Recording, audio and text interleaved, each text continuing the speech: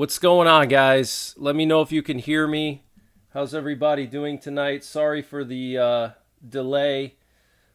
Just been a very busy day for me today, so sorry about the delay.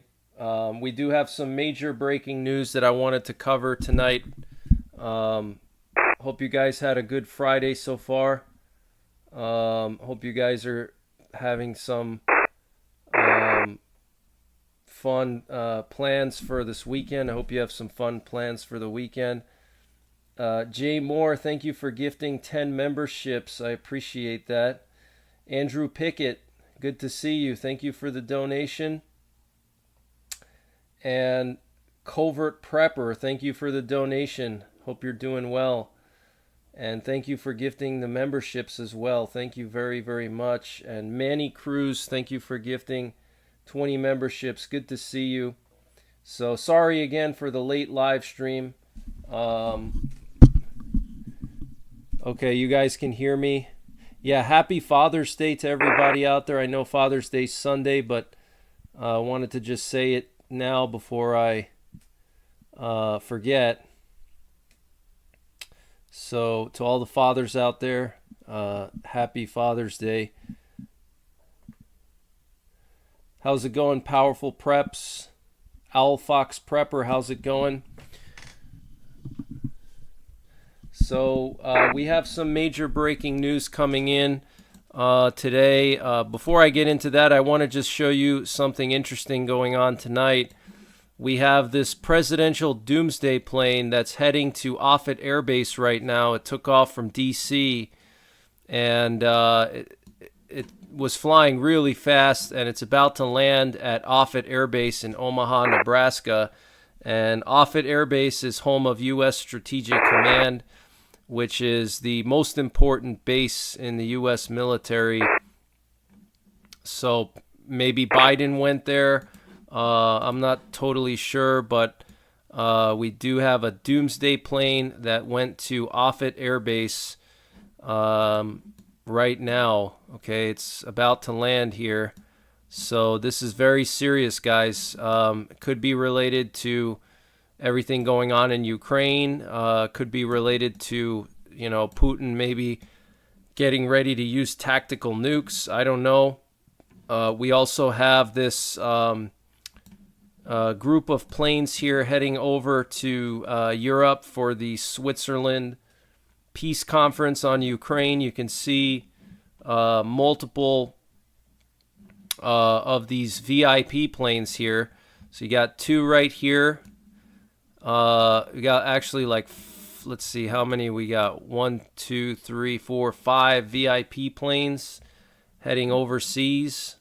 So, lots of VIP planes. Kamala Harris is going to be representing the U.S. at the Switzerland Peace Conference on Ukraine. I think 100 countries are going to be there. They invited 120 countries, and out of 120, I think 100 are going to be showing up. But this is very concerning to have this doomsday plane fly to Offutt Air Base. And I do have a source who lives literally right next to Offutt Air Base. And I'm in regular contact with this person. And they were telling me that today it was unusually busy at Offutt Air Base. There were a lot of planes. There was an aerial refueler earlier. There just have been a ton of strategic assets flying over Offutt Air Base today. So something is going on. So, I don't know what exactly it is, but for there to be a doomsday plane heading to Offutt Air Base this late at night, pretty unusual. So wanted to just show you guys that. But we have some major breaking news. Wanted to really go live because of what Putin said today. So, if you missed my update earlier, I recommend you watch it. But really, I think this is basically Putin giving the West a final warning before he uses tactical nukes. He basically gave NATO and the West an ultimatum, basically reiterating the same thing he said before he invaded Ukraine, before he gave the orders to invade Ukraine.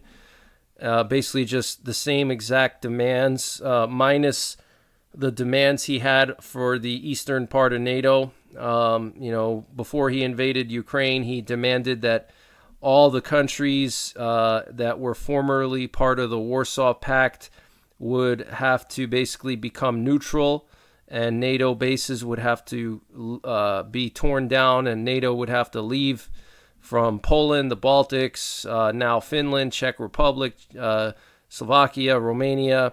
The entire eastern part of Europe would have to become neutral. That was Putin's original demand before he invaded Ukraine. He hasn't mentioned that, but his demands for Ukraine itself are very similar. Basically, he wants caps on how big Ukraine's military can be. He wants Ukraine to become a neutral country. He wants them to not be a nuclear country. So neutral, non-nuclear, small military, and he also wants Ukraine to give up 4 of their territories, 4 of their oblasts to Russia. He wants Ukraine to basically withdraw all the troops out of Kherson, Zaporizhia, Donetsk, Luhansk. So these are some pretty big demands for Ukraine, and NATO has already rejected them. NATO and the U.S. have already rejected them, but I do believe that this is basically Putin's final warning, I guess you could say, or last offer before he uses the tactical nukes. I think he's going to use the tactical nukes. That's why he was doing all these exercises the last couple of weeks with Belarus, all the Russian troops. On Wednesday, there was an unexpected tactical nuclear drill with the Leningrad military district, which is the military district that goes along the border of Finland and the Baltics.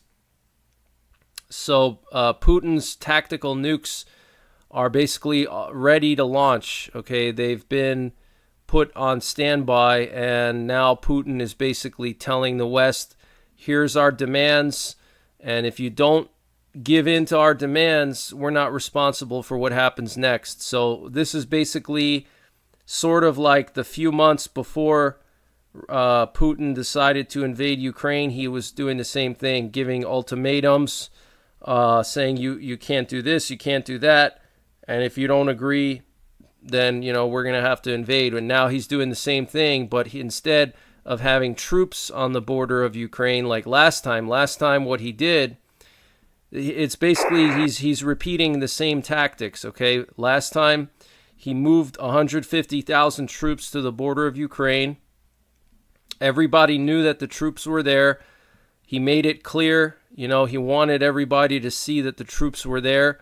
And that was his way of basically holding a gun to the West and saying, if you don't do this, we're going to send those troops in.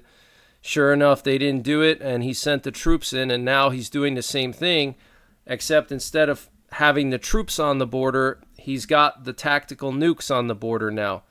And he's doing the same thing. He's telling the West, this is what we want.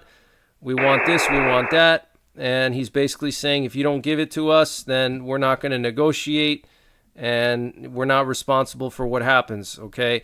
So I think this is it, guys. And, I reported like 2 days ago about the Serbian president, Vučić, and he was saying that something big was going to happen within the next 3 to 4 months. Looks like we have an EAM coming in. What's that? He was saying that within the next 3 to 4 months, potentially World War III could break out, or some kind of big escalation was going to happen in the next 3 to 4 months.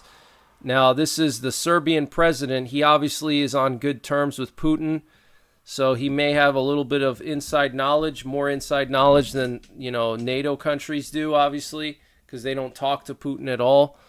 And he was saying that he ordered his country to stockpile on staple foods like salt and sugar and oil. So, this could be it, guys. Okay, so Putin gave his ultimatum, and I think he's going to launch the tactical nukes. That's what I think he's going to do, unfortunately, especially now that the Russian economy is collapsing. A lot of bad economic news coming out of Russia the last couple of days. The Gazprom stock is the lowest it's been since 2008 during the peak of the global financial collapse of 2008. Okay, the lowest in 15 years.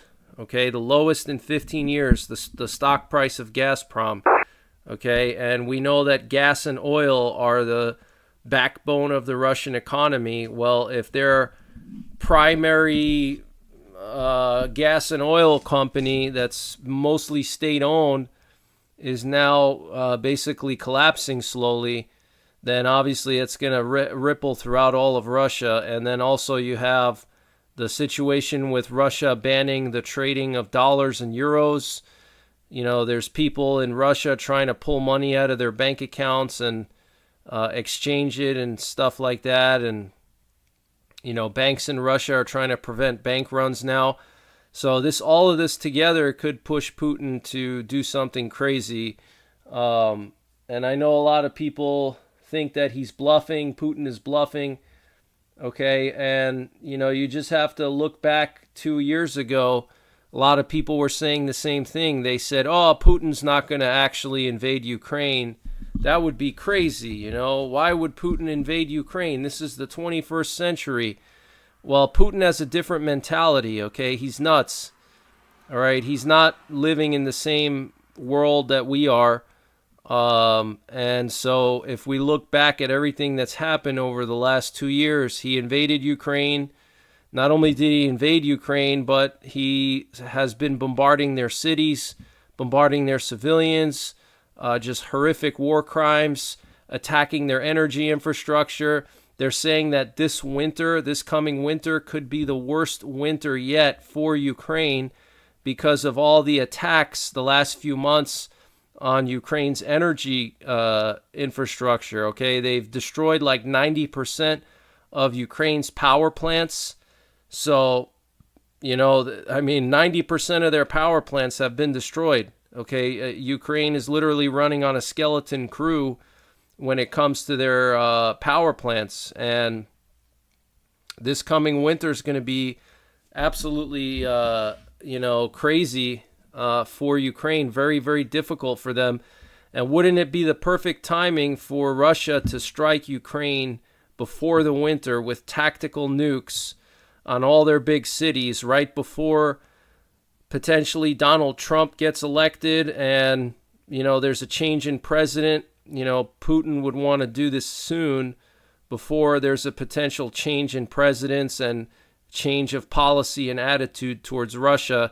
He would rather do it now while we have this weak old president in power than when Trump gets in power. Trump is a lot more tough when it comes to people like Putin, okay?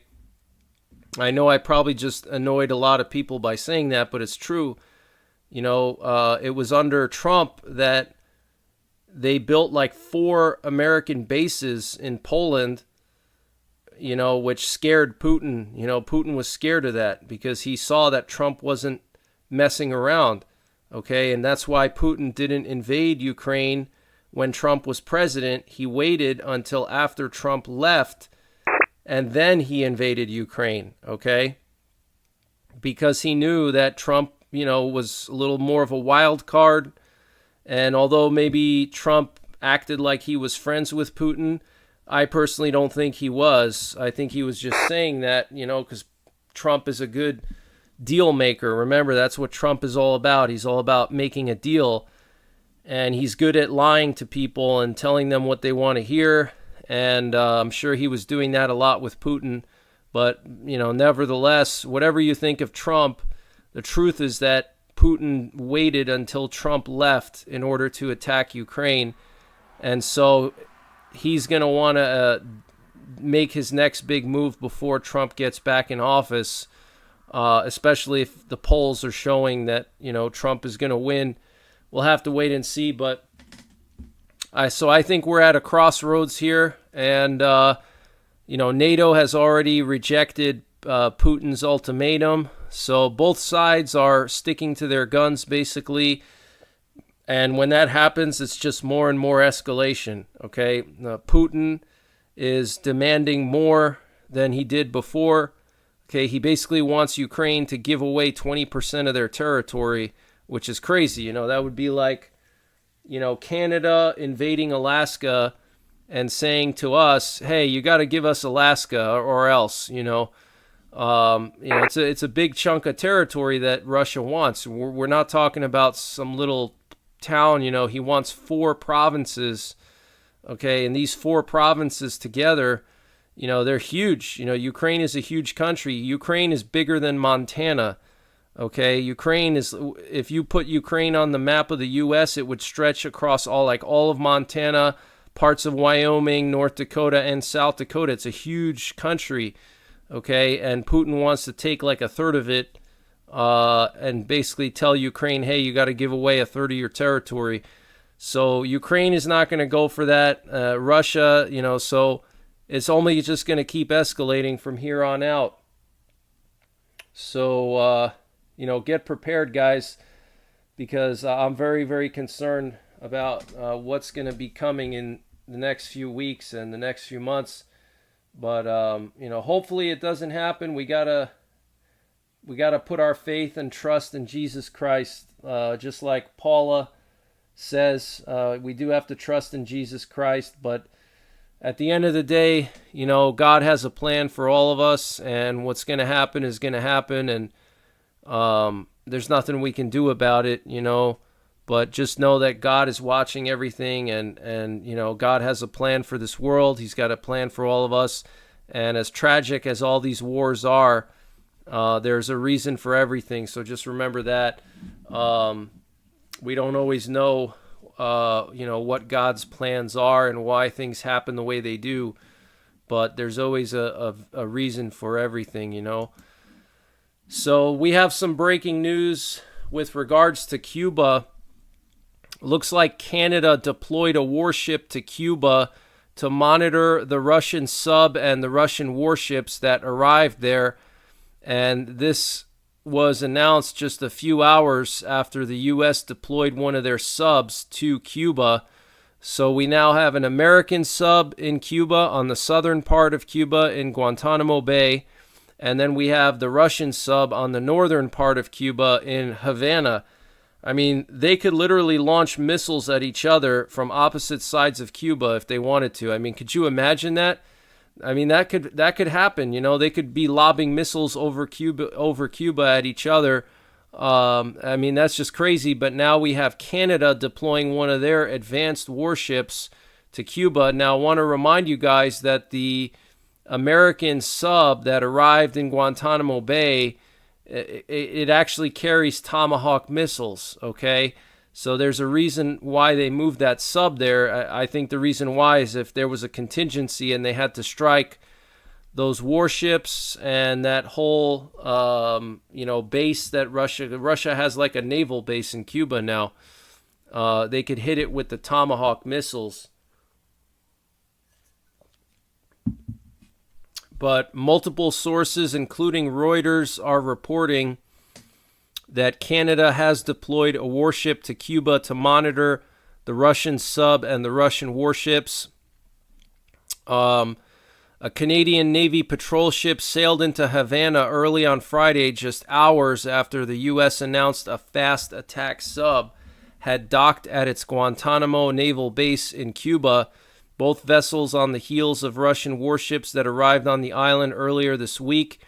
Canada's Margaret Brooke patrol vessel began maneuvers early on Friday to enter Havana Harbor, part of what the Canadian Joint Operations Command calls a port visit, in recognition of the long-standing bilateral relationship between Canada and Cuba. Hours earlier, the U.S. Southern Command said the fast attack submarine Helena had arrived on a routine port visit to Guantanamo Bay. So this is crazy, guys. This Margaret Brooke patrol vessel actually went to Havana. Okay, so it's literally docked in the same harbor as the Russian sub and the Russian warship. I mean, that is just crazy. That's definitely not a routine thing. Definitely not. Obviously, they're there to keep an eye on the Russian ships.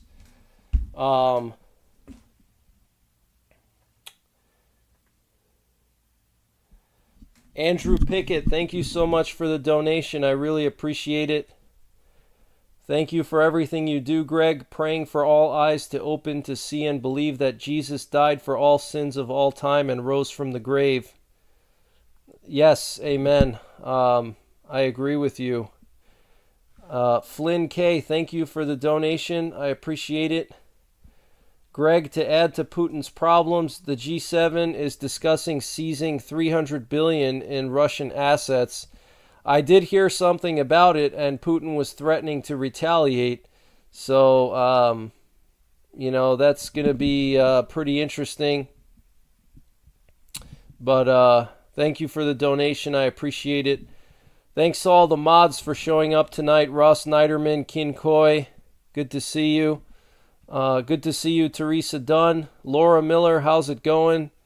Hey, Laura Miller, keep an eye out in your area for any military planes. There's been a lot of military planes in your area. So keep an eye to the sky anytime you go out there fishing. And if you see anything, take a picture or video and send it to me. I'd love to see, all the different planes over there that have been flying around, keeping an eye on the Russian ships. Redneck Prepper, what's going on? Amy Sturdivant, good to see you. So, the situation is just continuing to spiral out of control. It's continuing to escalate. There's not going to be a peace deal.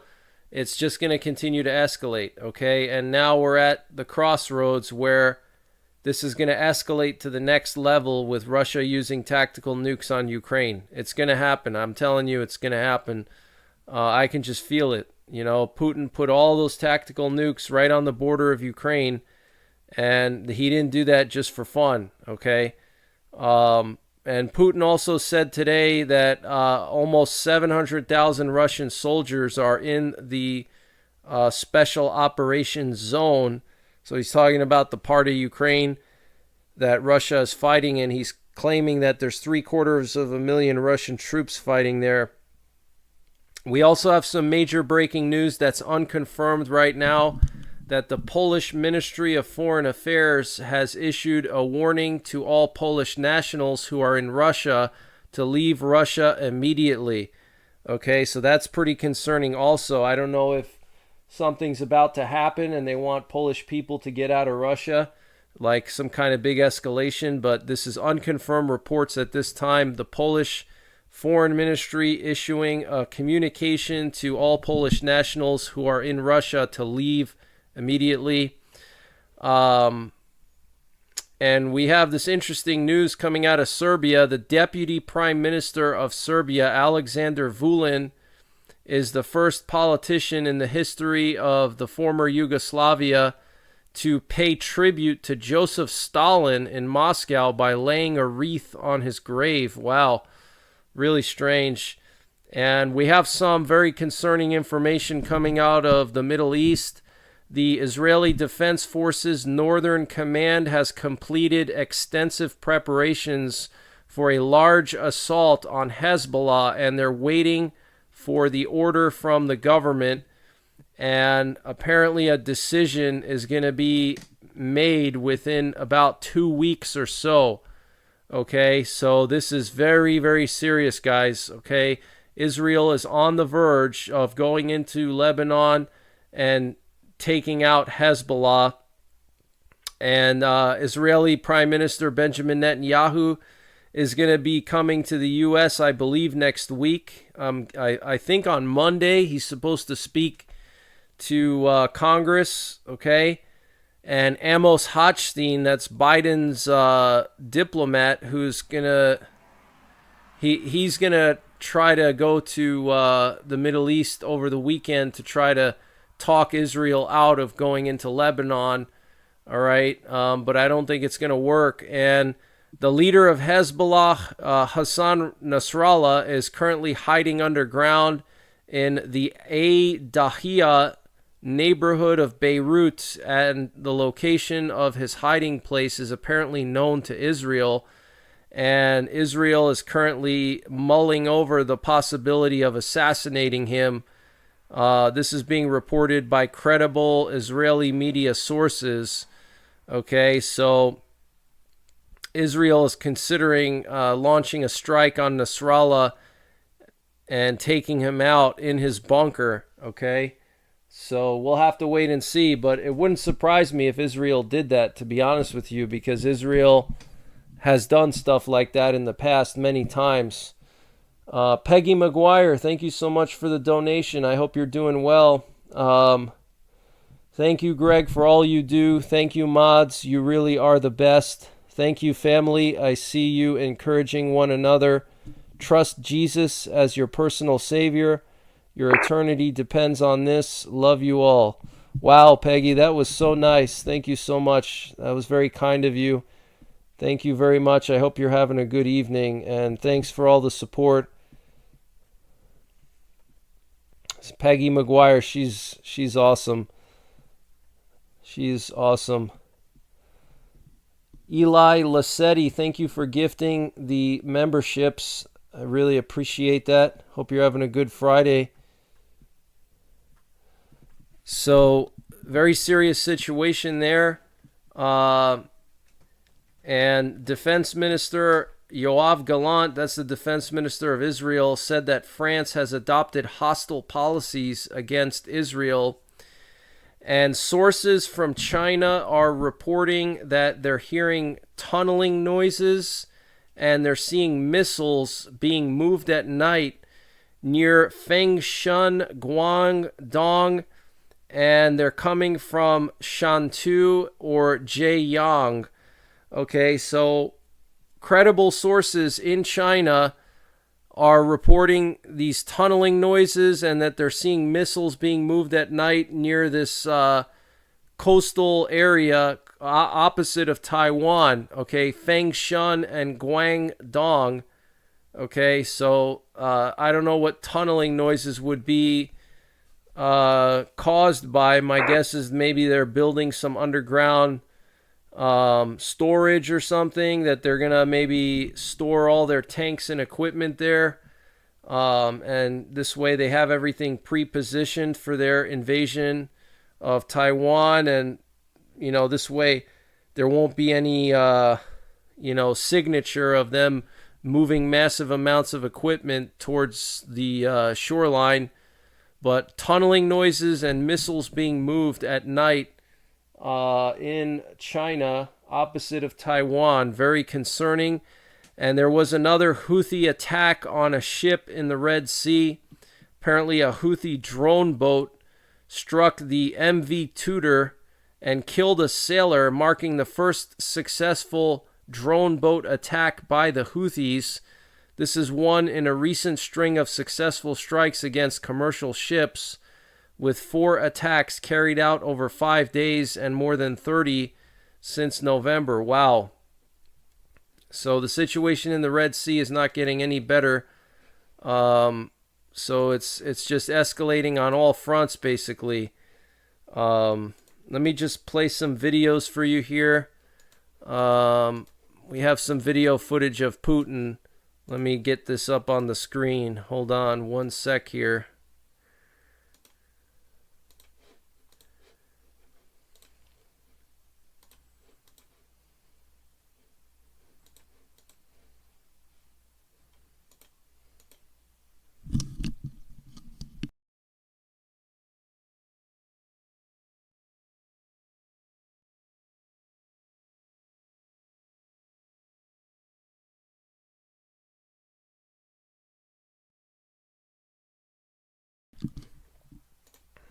So these are the tactical nuclear exercises that Russia did on Wednesday. And these involved the Leningrad military district, which goes up to Finland, goes all along Finland and the Baltics. So let's just watch this for a sec. These are Iskander missile launchers, okay, and these are short-range missile systems, very similar to the Scud systems they had in the 80s and 90s. And these Iskander systems are nuclear capable, so they're basically moving around nuclear missiles here, nuclear-tipped ballistic missiles, short-range missiles. And this is somewhere close to Finland. This is the Leningrad military district here.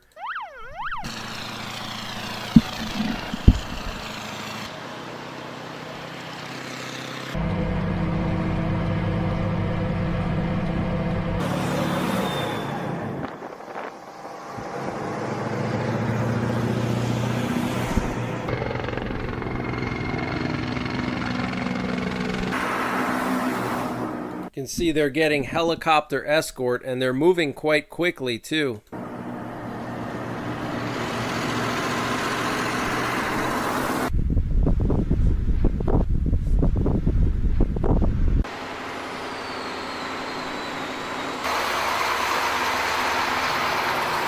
Looks like maybe a generator of some kind.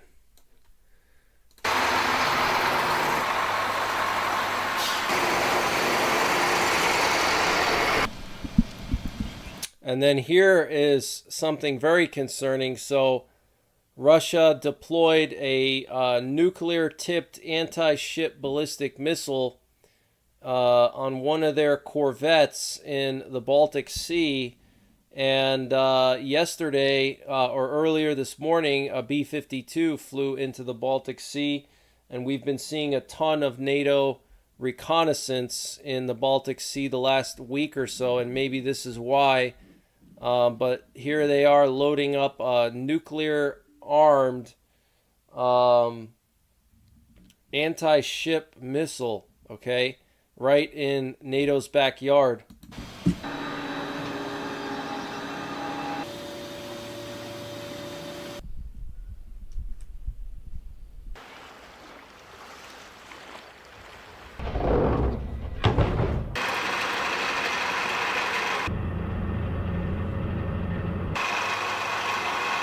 So there it is right there. Okay, that's a nuclear warhead on this anti-ship missile.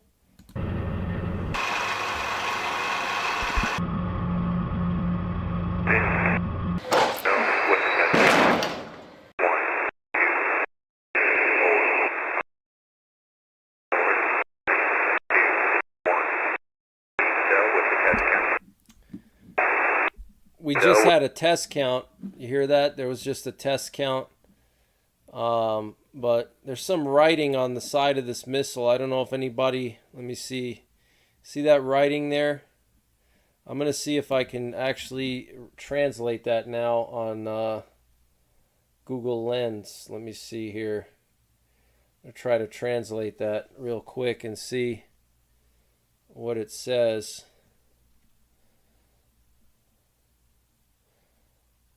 It says, warning, is equipped with governmental means. I don't know. The top word says warning, and then it says is equipped with governmental means. I don't know what that is. Very strange. Could be just a way of saying nuclear warhead, essentially. But yeah, this is a anti-ship ballistic missile, and they have a nuclear warhead on this thing. So, very serious, guys. Yeah,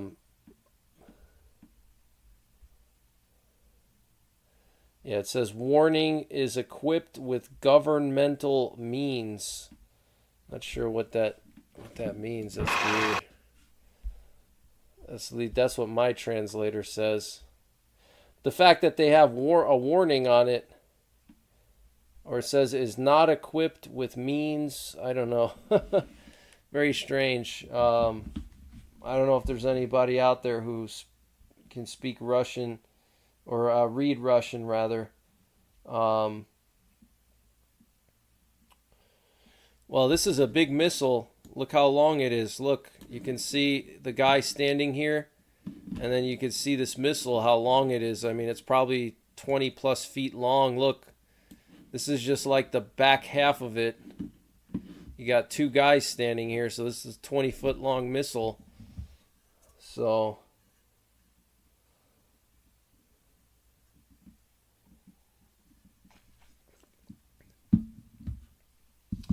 how do I know that it's a nuclear warhead on there? Because the Russian Ministry of Defense actually said that they put a warhead on it. This is Miguel with the test count heading 1, 2, 3, 3, 2, 1.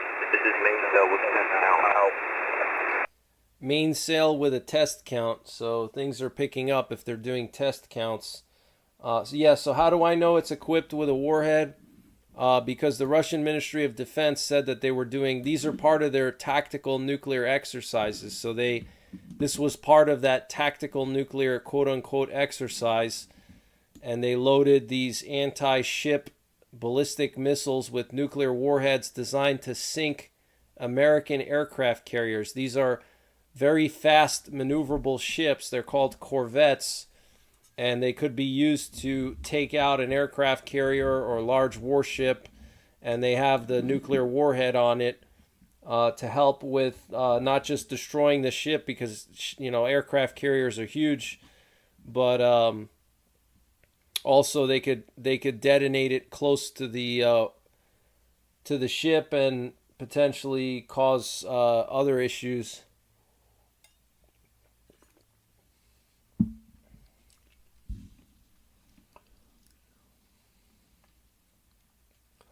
So yeah, this is very serious, guys. And thanks again, Peggy McGuire. You're the best. Thank you so much. Yeah, I'm trying to learn Russian myself. I'm actually learning pretty quickly because I already speak Polish fluently. Speak, read, and write Polish, and Russian and Polish are actually quite similar. They're both Slavic languages, so it's easier for me to learn Russian because I already know a Slavic language, because they're all very similar. They're in the same family, but I don't know Cyrillic. Cyrillic is something that is only in like Russian, and those Eastern Slavic countries have Cyrillic, but like Western Slavic countries like Poland or Czech Republic, Slovakia, etc., they don't have Cyrillic. Manny Cruz, thank you for gifting 20 memberships. I hope you're having a good Friday. Thank you. Thank you very much. Really appreciate it. Yeah, I can say something in Polish. Dzień dobry, jak się masz? That's just saying good day, how are you? Or dobry wieczór, jak się masz? That means good evening, how are you? So, very serious times, guys. Very serious times, okay? I'm not trying to spoil your weekend or anything like that. I'm just, trying to get you guys to stay aware of what's going on. I do have the EAMs on in the background, but so far they've been quiet. Just that test count that I think you guys probably just heard. But I have them on in the background, so if they come on, you'll hear them. So Ukraine apparently attacked this airfield in Rostov, Russia, and we have satellite imagery coming out today showing a lot of damage to this airfield. We don't know if they actually hit some jets here, but you can see all these charred locations here. I don't know what they hit this airfield with, if they used cruise missiles, if they used drones, we don't know, but you can see a lot of damage here at this airfield. This is the Morozovsk airfield in Rostov, Russia, and last night, Ukraine launched the largest drone attack on Russia since the start of the war. They launched like 100 drones towards Russia, and it looks like they actually connected and did pretty serious damage at this airfield. So you see how things are just continuing to ratchet up more and more. You know, Ukraine is starting to strike deeper and deeper into Russia more and more often. You know, Russia's escalating as well. They're targeting more of the infrastructure now. They're going after civilian targets more. So it's just escalating, you know. But this is pretty impressive what Ukraine did here, that they were able to do this much damage, you know, against a military superpower like Russia. It's pretty impressive. Privyet, Greg, Kak dela? Yes, that means how are you, Greg? How's it going? Yeah, that's a very common Russian phrase. Yes, I'm learning Russian. I can say a few phrases in Russian as well, but not a whole lot. I'm trying to get better though.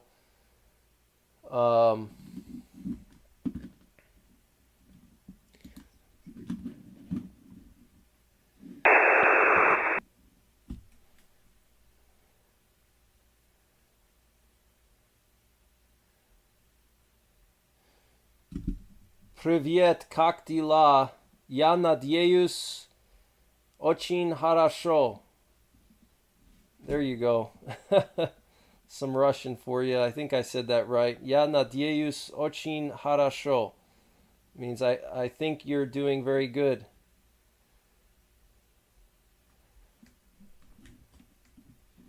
So here we have Jens Stoltenberg. Let me first actually play Putin here. So we'll listen to what Putin's demands were. Okay, this is being translated here. These principles are quite straightforward. Ukraine must fully withdraw its troops from the Donetsk and Lugansk People's Republic, from the Kherson and Zaporozhye regions. And let me emphasize that I'm talking about the entire territories of these regions within their administrative borders as they existed under Ukraine. As soon as Kyiv says that it's ready and starts the withdrawal of its troops, and once they say that they're no longer willing to join NATO, just the same moment, immediately, we will stop the fire and launch talks. So you hear what he said? He said that they have to withdraw from all of Lugansk, Donetsk, Lugansk, and Zaporozhye and Kherson. You know, he wants them to pull their troops out of the entire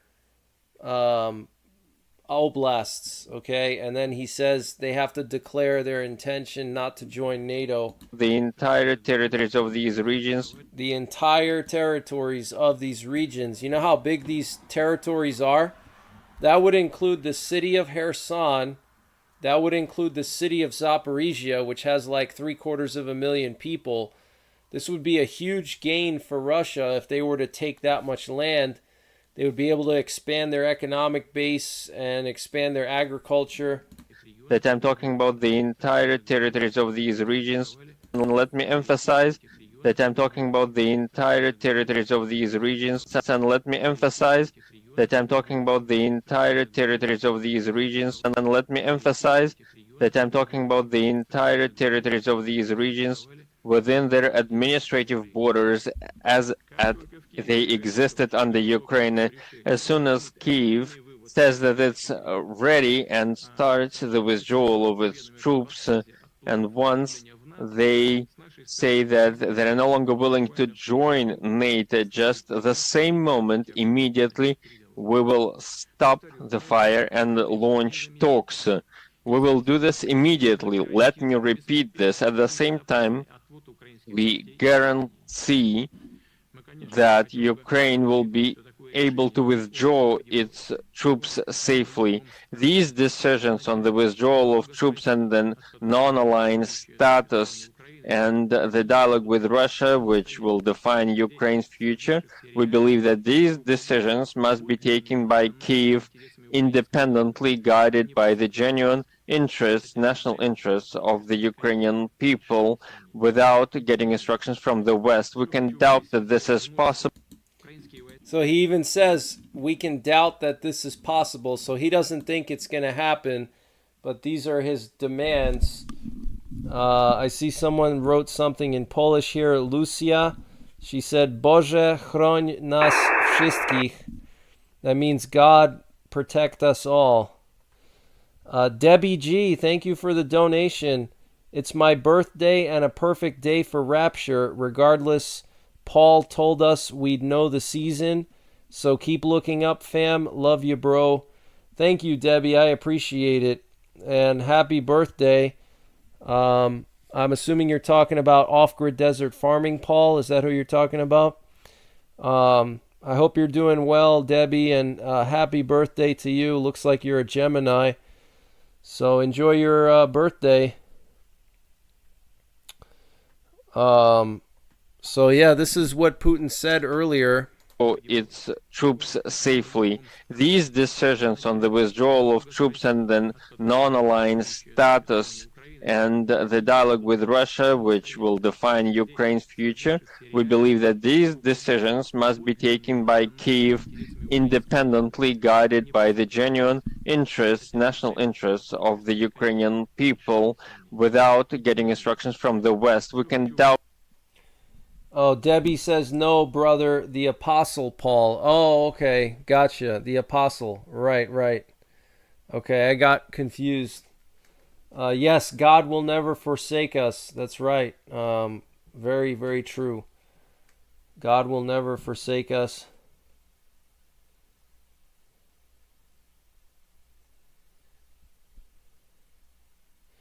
Teresa Dunn says it just goes to show you that a commander-in-chief can be strong and the world behaves, or be weak and it falls apart. Yeah, it's so true. It's so true. You know, just look, anytime the U.S. takes a back seat and the U.S. is not playing the leader of the world, then you have all these crooks showing up, doing their thing. And here's some more clips of Putin from earlier today. Let's just listen to this here. The presidential term of the head of Ukraine, who was previously elected, has now run out. His legitimacy is no longer existent, and no tricks can be used to restore it. And it's clear that the further explanations were attempting to legitimize the coup d'etat in 2014, but the verdict exists and it's a legal fact, and it puts into question all the attempts to whitewash the current situation with the cancellation of elections in Ukraine. The current Ukrainian tradition of government started with the anti-constitutional coup of seizure of power by force that happened in 2014. So it is an armed putsch, and now the circle has closed.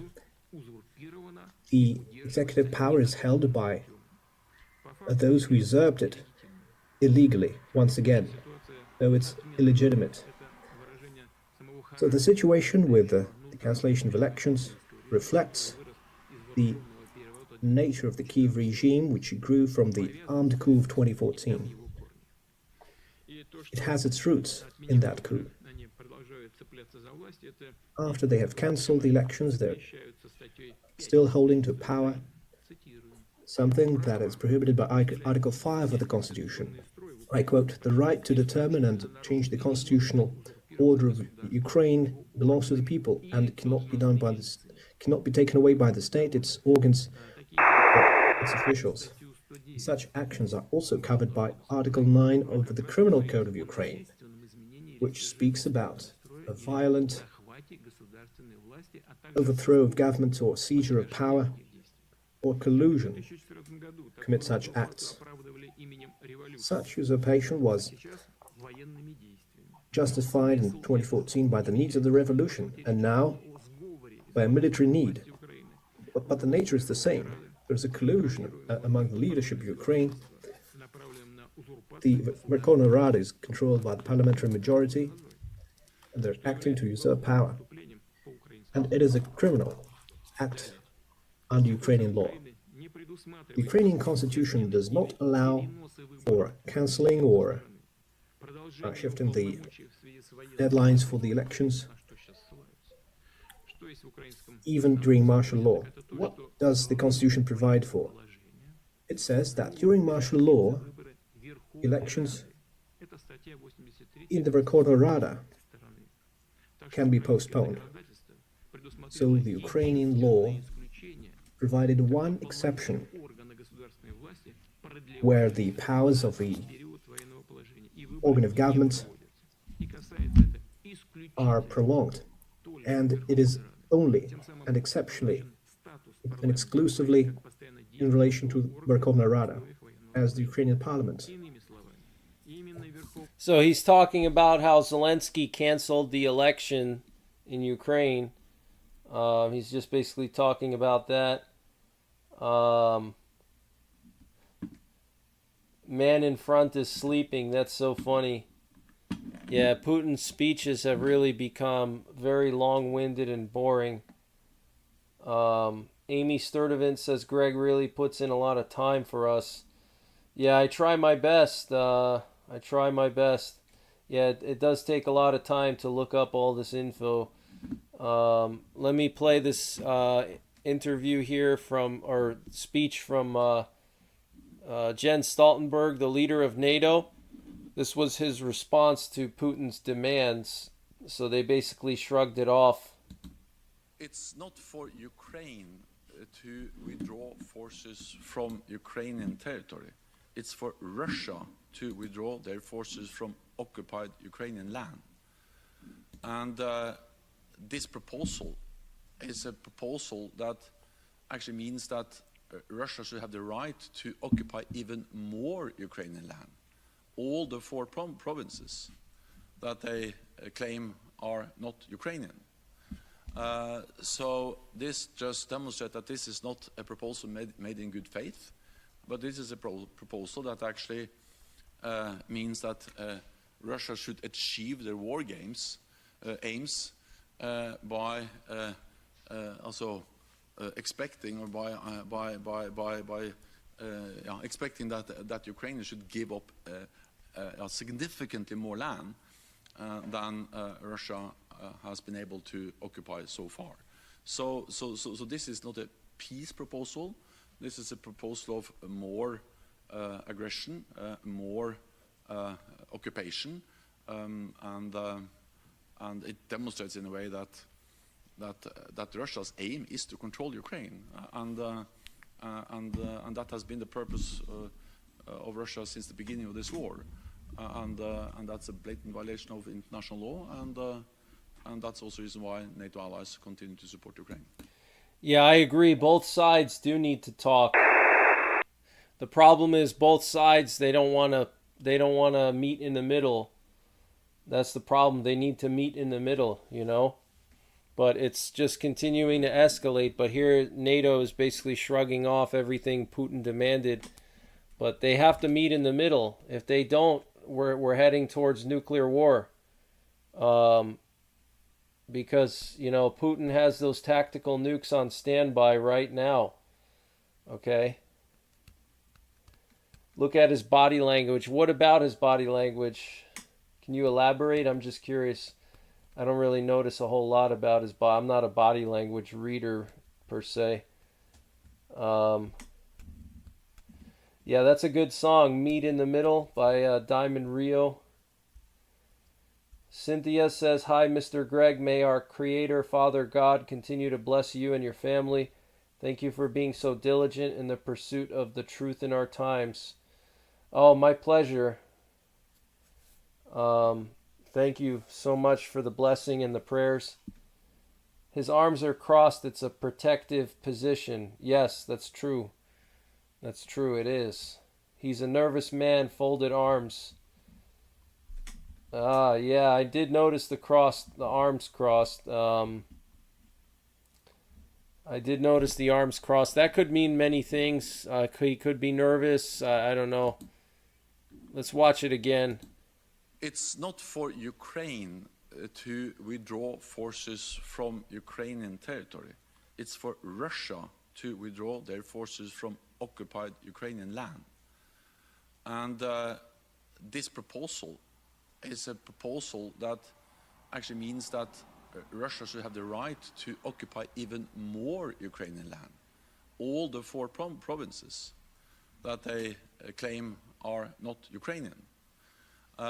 So this just demonstrates that this is not a proposal made in good faith, but this is a proposal that actually means that Russia should achieve their war aims by also expecting, or by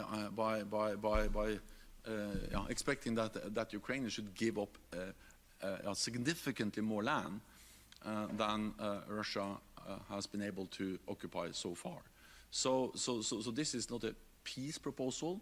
This is a proposal of more aggression, more occupation, and it demonstrates in a way that Russia's aim is to control Ukraine, and that has been the purpose of Russia since the beginning of this war, and that's a blatant violation of international law, and that's also the reason why NATO allies continue to support Ukraine. Yeah, very interesting.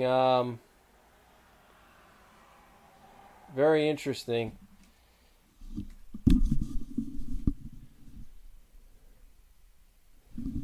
Well, that's what the Serbian president said. The Serbian president said that we have like 3 to 4 months tops before this confrontation escalates. That's what the Serbian president said this week. So 3 to 4 months, that would put us at, let's see, July, August. That would put us at September, October. Okay, that's what the Serbian president said, September, October at the latest. We're going to have a big confrontation. And he said potentially even before then. But he's saying September, October. We'll have to wait and see. What are they going to do with all that land? They're going to move Russians there. They're going to kick the Ukrainians out and replace them with Russians. Just like what Hitler did with the Germans in all of different parts of Europe. He kicked out the locals and moved Germans in. It's a form of genocide, essentially replacing the population. It's going to also be absorbed into the Russian territory. So they're going to get all that farmland, all the cities. It's going to be absorbed into their economy. So it would be a big economic boost for Russia to get all that land. There's also a lot of minerals in Ukraine. Eastern Ukraine is actually full of coal and minerals. So I'm sure Putin wants that too. But yeah, nobody wants to back down, so it's just going to keep escalating, unfortunately.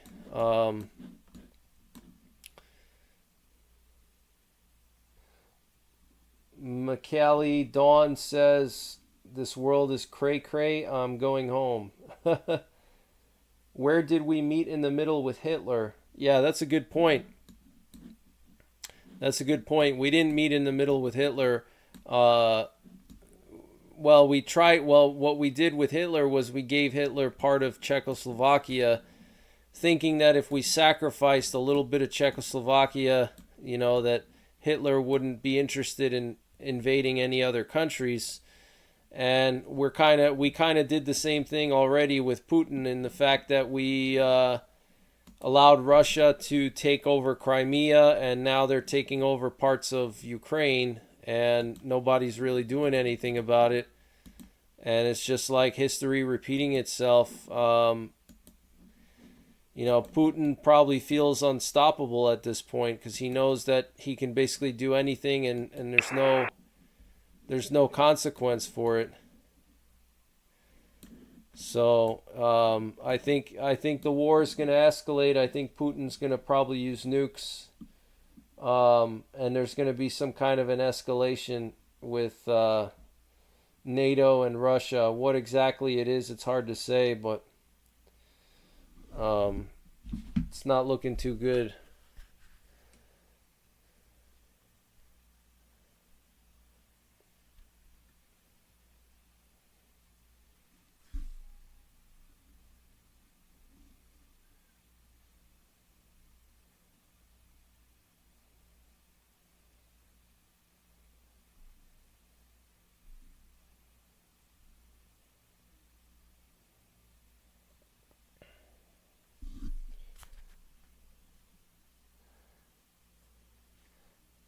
Yeah, hopefully World War III won't happen, but it looks like it's bound to happen, so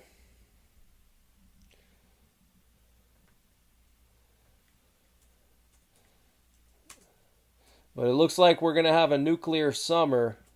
That's what it looks like, guys. Nuclear summer. You're going to get your radiation tan. Your nuclear tan. You don't have to worry about going to the tanning salon. You just sit outside and soak up that flash.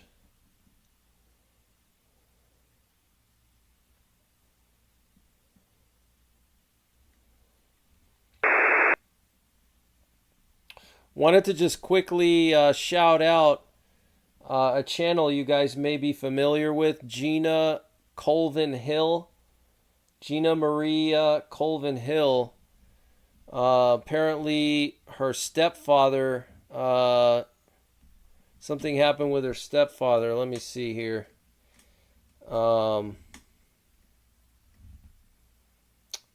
Looks like her stepfather has some health issues. Gina Maria Colvin Hill. You can check out her channel. She does a lot of the same stuff, well, similar stuff to what I do, but she's having some family issues. Looks like her stepfather Ken died of brain injury and brain bleeding today. So Gina Colvin Hill, her stepfather died today. So keep her in your prayers. Go to her channel and show her some love. Write some nice comments under her videos. Let her know that she's not alone and that you guys care about her. I know a lot of you guys probably watch her. I think I've seen a few of her videos before. I know the name. I just haven't really watched too much of her stuff. But from what I understand, she's a good Christian woman. So very sad situation here. Wanted to just report that to you guys. So, we got the 4th of July coming up. We got to be concerned about that. Independence Day. Maybe there's going to be some big event on Independence Day. We got the bird flu coming. All this stuff is happening at the same time. We got the election. We got the bird flu. We got Russia, Putin, Ukraine. We got China now moving missiles in the middle of the night. North Korea, all these events are just converging. And it could potentially be a nuclear summer, like I said, or nuclear fall, or a nuclear winter possibly. But, just get prepared. Make sure you guys have a fallout shelter. Make sure you have a bug out bag. Make sure you have a communications plan to communicate with your relatives if you get separated. Make sure you have a good supply of food and water, long shelf life food and water. And, you don't have to go crazy, but, just have at least a couple weeks of food and water on hand. It's not too expensive to buy some emergency food. I have a sponsor, My Patriot Supply, and they have a lot of good deals on emergency food. They usually do a 3-month food supply discount. It's like $600 for 3 months of food. They're not doing that discount now, but they're going to be bringing it back soon. They have other discounts on their website. If you want to check those discounts out, go to my link, preparewithNYPrepper.com. The link is in the description below this video, preparewithNYPrepper.com.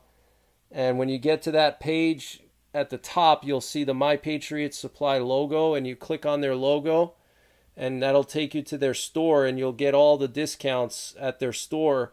They were recently doing a discount. I think they're still doing it. It's potassium iodide, which is critical for nuclear war. You need potassium iodide to protect your thyroid from absorbing radioactive iodine. and they're doing a discount.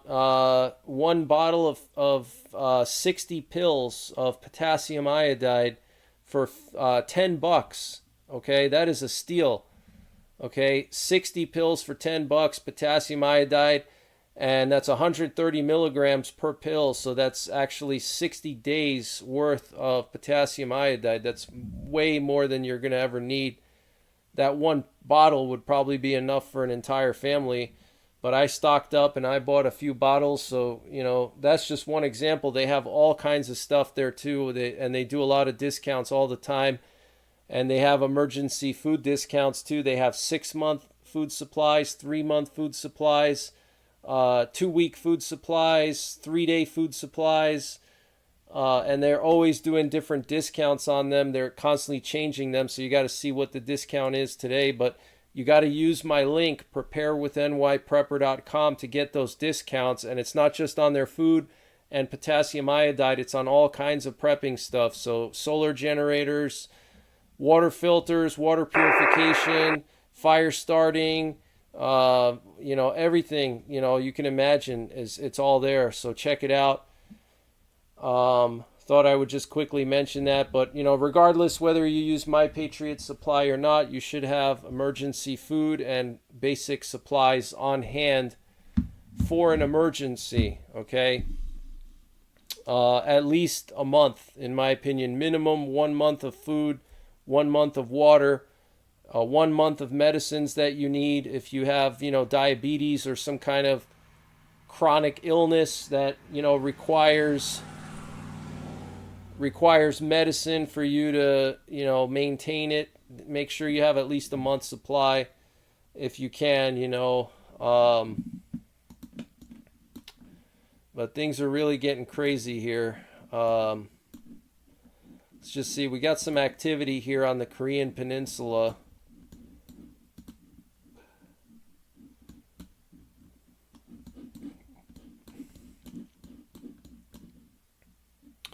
And these VIP planes are now arriving in Europe.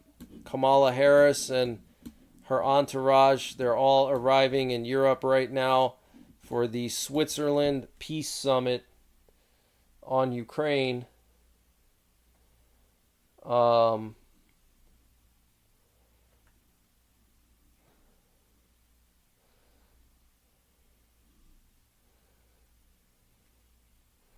So sorry for the late night stream tonight, guys. I'm going to try to do these streams a little bit earlier, especially during the weekdays. I'm going to try to start doing them earlier. It's just been a very crazy week. Don't forget the 3 Ps. That's right. Don't forget the 3 Ps. Duramax News, how's it going? Everybody check out Duramax News if you want 24/7 coverage of EAMs and news. Cuban number station. Yes, the Cuban number station, they broadcast every day at 0500 UTC. So that's one of their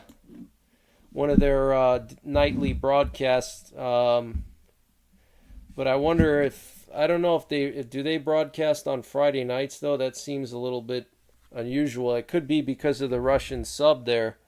Let me turn it on so we can listen. Hold on.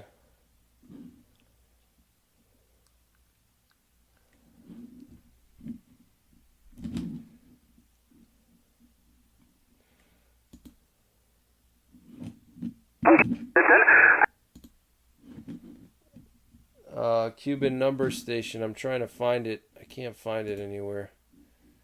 I don't see it.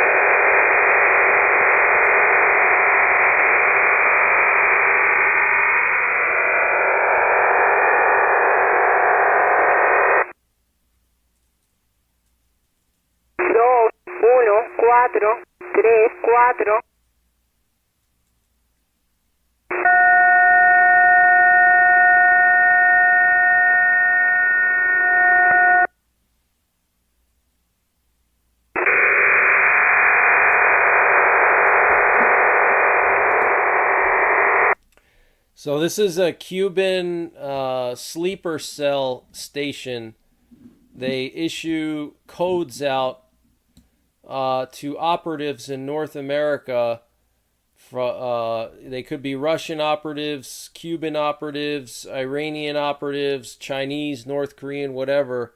This is a sleeper cell station. They issue instructions to the sleepers.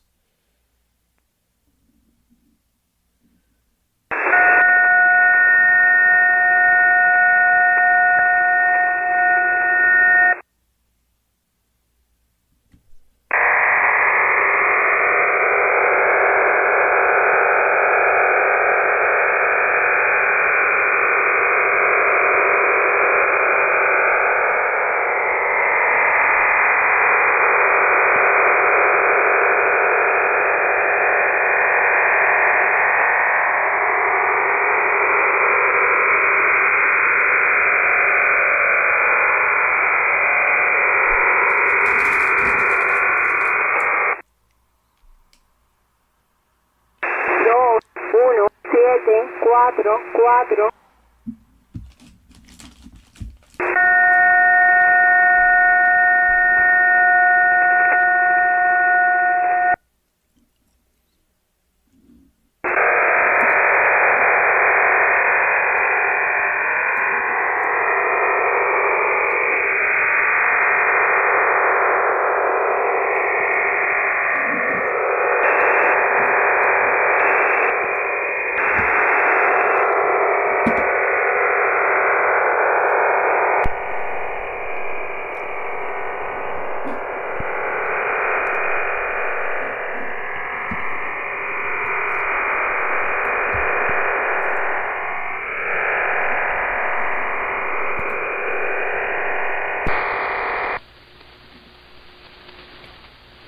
Dos, cero, uno, cuatro, ocho.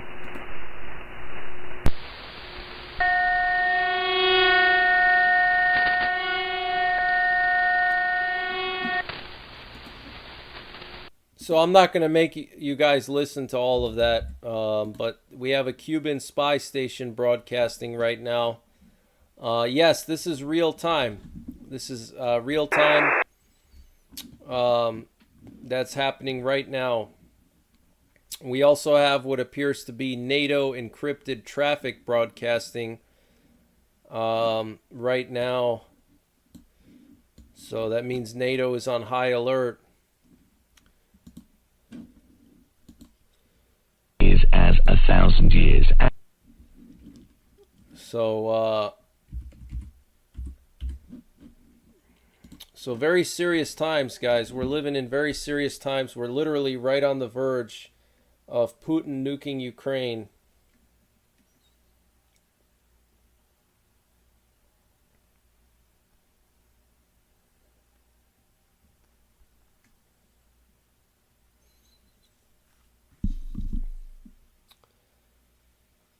Feast of the Trumpets, October 2nd, we get raptured. What UN broadcast? What were you saying about a UN broadcast? Yeah, DEFCON level. As of right now, it's hard to say what the DEFCON level is. I don't want to say one way or the other because, if I say, yeah, we're at DEFCON 2, then people are going to freak out. But then if I say we're at DEFCON 3, people are going to chill out and not prepare. So I don't know. There's a lot of things that suggest we could be at DEFCON 2. We had a B-52 go into the Baltic again this morning, okay? We have just a lot of bomber activity the last couple of days, which is very concerning to me. Let me see if I can actually show you guys some screenshots here from earlier. So let me just show you.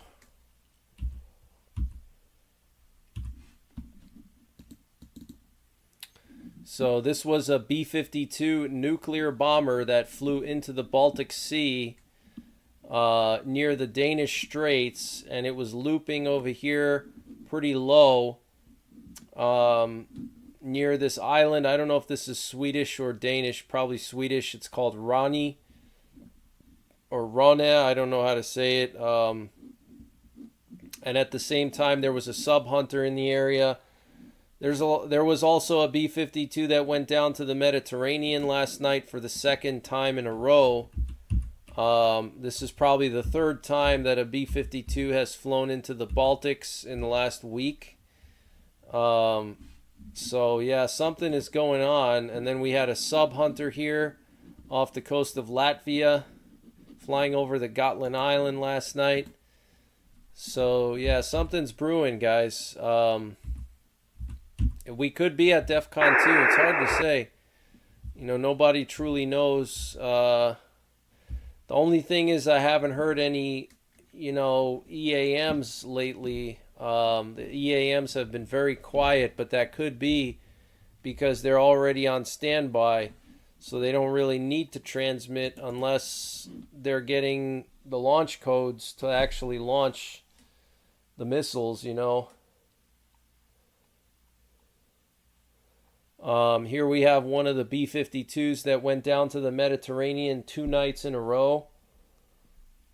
So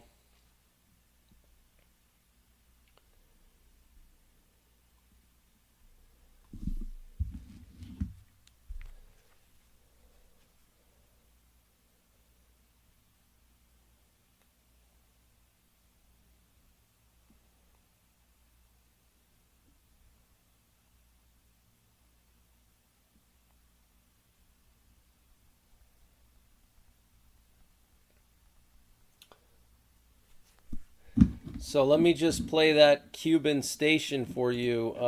This Cuban station is specifically for Russian and Iranian sleeper cells in America for potentially actions inside of North America. So they're giving instructions to operatives in North America to try to do harm to us.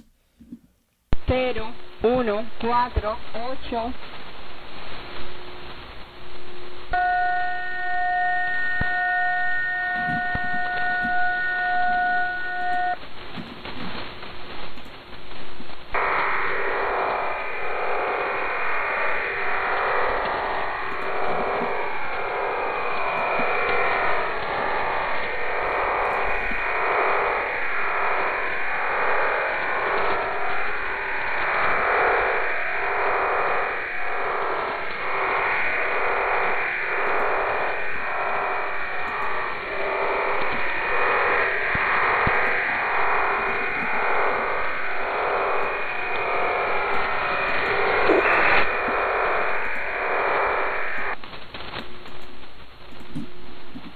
Tres, cuatro, siete, uno, cuatro.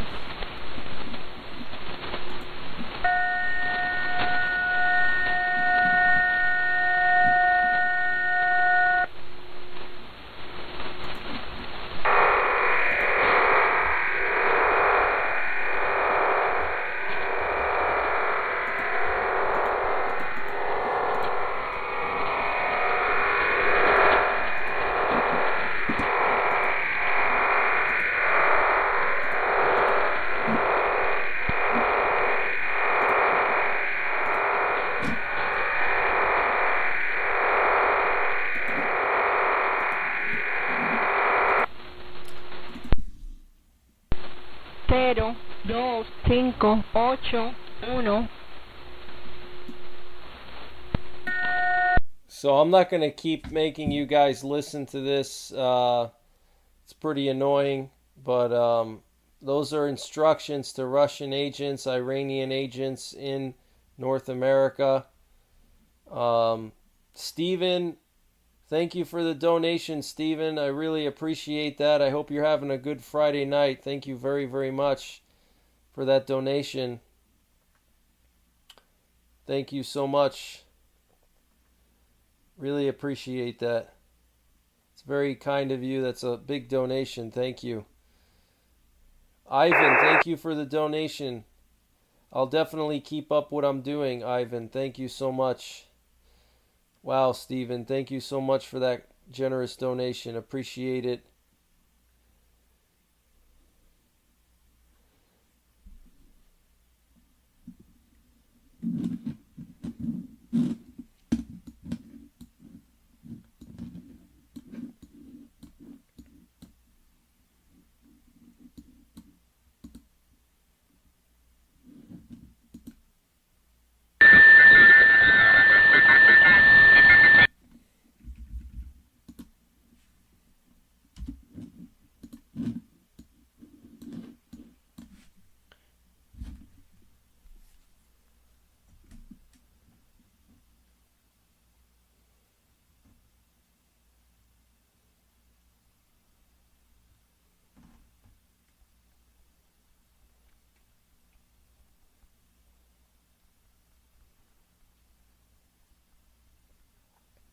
So that Cuban spy station, you know, it's for spies and sleeper cells. They listen to this and they get instructions on what to do.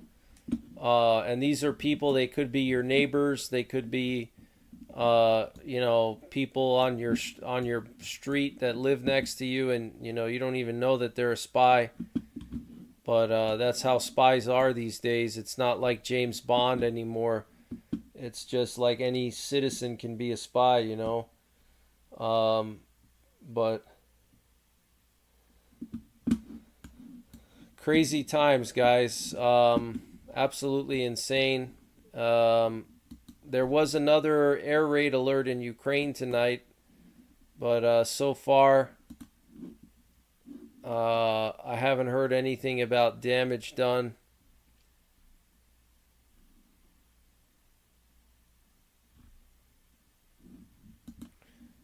But looks like things are going to get really crazy soon. Thank you, Amy Sturdivant. I appreciate that very, very much. Thank you.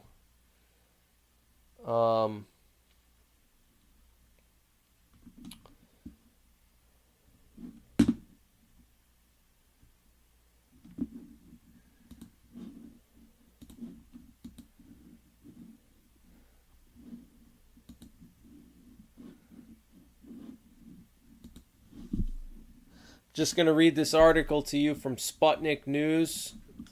This is about Putin. Russia is ready to begin negotiations with Ukraine at any moment, but on one condition. President Vladimir Putin has said Russia today presents yet another concrete peace proposal for resolving the conflict in Ukraine. However, if the West and Kiev reject this offer as they have before, the responsibility for continued bloodshed will rest on them, Russian President Vladimir Putin has stated at a meeting with top diplomats at the Russian Foreign Ministry in Moscow. Today, we make another specific real peace proposal. If Kiev and the Western capitals refuse it, as they have previously, then ultimately it is their matter, their political and moral responsibility for the continuation of bloodshed, he said. But for this to happen, Ukrainian forces must withdraw from the entire territory of the Donetsk and Lugansk People's Republics and the Zaporizhia and Kherson regions. Ukrainian troops must fully withdraw from Donetsk and Lugansk People's Republics and the Zaporizhia and Kherson regions, specifically from the entire territory of these regions within their administrative borders as they existed when they joined Ukraine. Once Kiev announces its readiness for this and begins the actual withdrawal of troops from these regions, as well as formally renounces plans to join NATO, we will immediately cease fire and start negotiations. Wow. Absolutely insane. So Putin, he obviously he feels like he's got leverage. If he's making these demands, he obviously feels like he's got leverage, you know? So this is a pretty serious demand, what he's asking for. I mean, you know, he's asking for, like I said before, a huge chunk of Ukraine. I mean, it's really crazy. Additionally, Russia requires Ukraine to adopt a neutral, non-aligned, and non-nuclear status for a peaceful resolution of the conflict. Our fundamental position is as follows: a neutral, non-aligned, non-nuclear status for Ukraine, along with its demilitarization and denazification. These parameters were broadly agreed upon during the Istanbul negotiations in 2022. Putin emphasized that Russia is preparing to enter negotiations with Ukraine as soon as possible, acknowledging the complexities involved. We are ready to sit at the negotiating table tomorrow, fully aware of the unique legal circumstances. Despite these, there are legitimate authorities, even according to their constitution, with whom we can negotiate. However, Putin noted that the presidential term of Vladimir Zelensky has ended, and his legitimacy cannot be restored by any means. The presidential term of the previously elected head of Ukraine has expired, along with his legitimacy, which cannot be reinstated by any stratagems. According to Putin, the Ukrainian parliament remains the only legitimate authority in the country, unlike Ukraine's executive power. He added that the cancellation of elections reflects the nature of the current regime in Kiev, with its attempts to cling to power being prohibited by the Ukrainian constitution. The situation with the cancellation of elections is a reflection of the very nature of the Kiev regime, which has its roots in the 2014 armed coup and is intertwined with it. The fact that by canceling elections they continue to cling to power, these actions are prohibited by Article 5 of the Ukrainian constitution, Putin declared. He also claimed that there is an ongoing attempt to usurp power in Ukraine. The current tragic chapter in Ukraine's history began with the violent seizure of power, the unconstitutional coup in 2014. The source of power of the current Kiev regime is the armed coup, and now the circle has closed. Wow, so Putin is just really going crazy here. Really going down the rabbit hole with his conspiracy theories.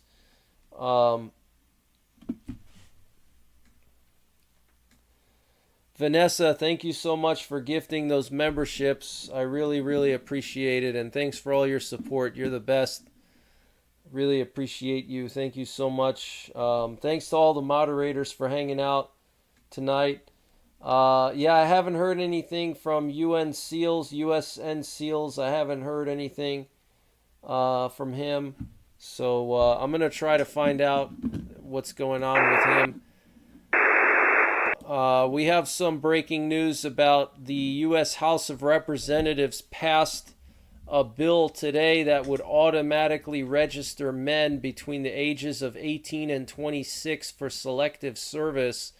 The bill passed by a vote of 217 to 199. The bill now heads to the Senate. Okay, so this is huge, guys. This means that people are going to automatically be registered for selective service, and this is one step closer to a draft, because our military here in America is at like a record low level. We don't have enough people in our military. Our military is just tiny now. So they're going to try to do whatever they can to build up the military, especially with everything going on now. So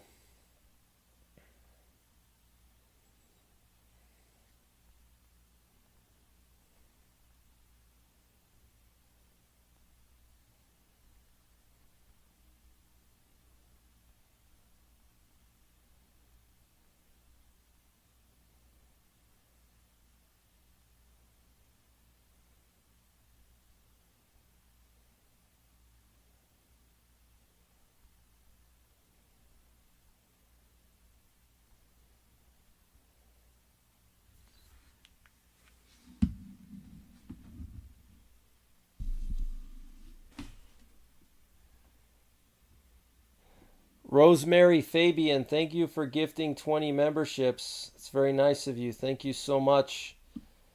I really appreciate all the generosity, guys. Thank you very much for all the support. It definitely motivates me to continue doing what I'm doing, I wish I was a millionaire and I didn't have to worry about money, but the truth is I'm just like anybody else out there. I sacrificed everything for what I do. I quit my career to do what I'm doing, to pursue what I'm doing now. I actually quit my career that I went to school for to do what I'm doing now. So a lot of sacrifices. So it definitely motivates me to continue doing what I'm doing. We also have some unconfirmed reports about Patriot missiles being deployed to Florida. Somebody in my Discord, actually, my Discord here, was saying that they know somebody who was in the Coast Guard and confirmed that the U.S. has deployed Patriot missiles to Florida. So that is definitely not a good sign. obviously because of Russia moving those warships and the sub, and we still have those Arleigh Burke class destroyers out there somewhere. I don't know where they are, but we deployed like 4 Arleigh Burke class destroyers. They're out there somewhere, obviously, so they didn't just disappear.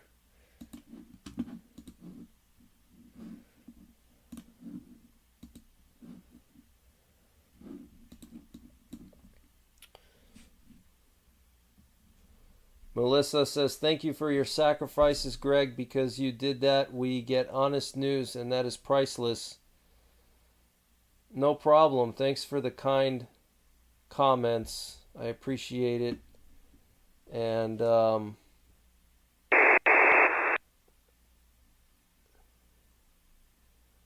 thank you very much. Josh Miller, thank you so much.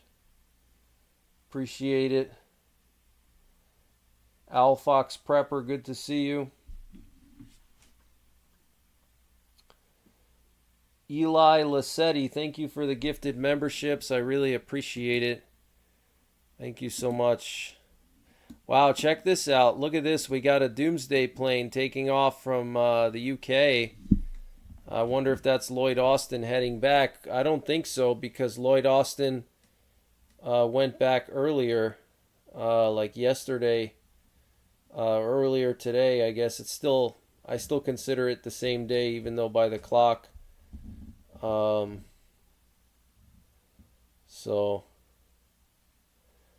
I don't know what that Doomsday plane is doing right now.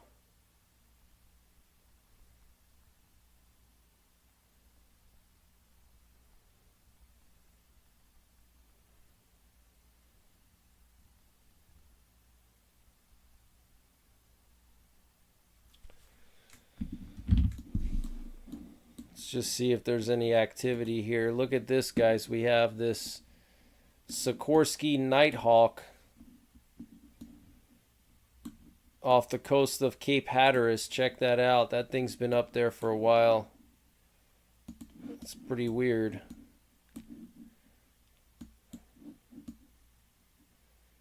Wow.